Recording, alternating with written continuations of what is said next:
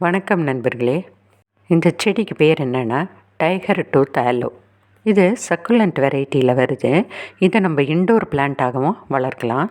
இலையில் பார்த்திங்கன்னா பல்லு மாதிரி ஷேப் இருக்கிறனால டைகர் டூத் ஆலோன்னு இதுக்கு பேர் வந்திருக்கு. ஒரு செடி வாங்கி வச்சிங்கனாலே போதும், கொஞ்ச நாட்களில் சைடில் நிறைய செடிகள் வளரும். இந்த செடி நல்ல மெச்சூர் ஆன பிறகு பார்த்திங்கன்னா இப்படி இதில் பூக்கள் பூக்கும். பூக்கள் ரொம்ப அழகான பூக்கள். இன்டோர் பிளான்ட்டுக்கு இது ரொம்ப ரொம்ப நல்லது. அடுத்த சக்குலண்ட் வெரைட்டி பார்த்திங்கன்னா மதர் ஆஃப் பேர்ல் பிளான்ட். இது சின்ன சின்ன ரோஜா ஷேப்பில் இது இருக்கும்.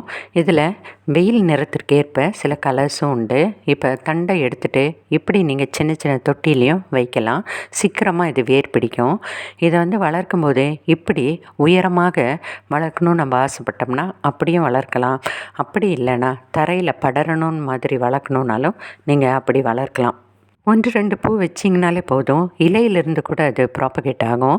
இது நம்ம நல்லா படர்ற மாதிரி வளரக்கூடியது. பாருங்கள் எவ்வளோ அழகாக வந்திருக்குன்னு சொல்லிட்டு.